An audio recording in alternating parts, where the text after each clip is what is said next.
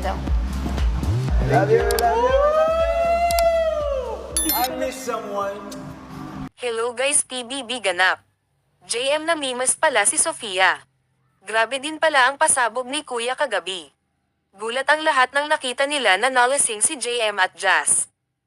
Madami ang nangbatikos kay JM lalo na si Jazz. Dahil kahit daw babae siya ang nag-first move para magkasama sila dalawa sa pool at doon nangyari ang kanilang aminan sa isa't isa.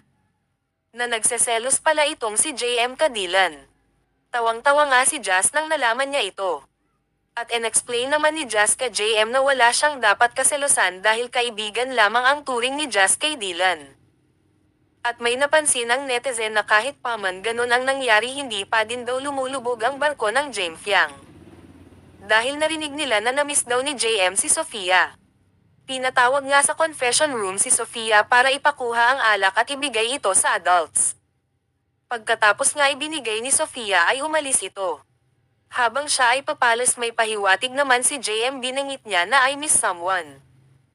Alam naman natin na ang teens at adults ngayong linggo ay walang pansinan dahil ipinaghiwalay sila sa task. Namimiss na nga ni JM ang harutan nila ni Sofia. Kahit man hindi direkta sabihin ni JM yun alam ng mga fans na si Sofia ang ibig sabihin ni JM dun. At kahit katabi ni JM si Jazz ay bukang bibig niya nga si Sofia.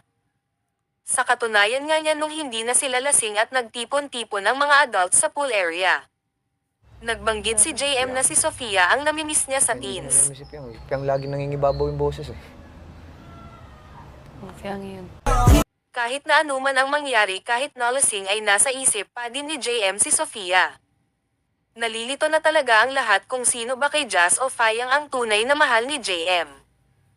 Siguro kung wala lang manliligaw si Sofia sa labas tiyak na mag-first move itong si JM kay Sofia dahil nga sa mga pinapakita niya.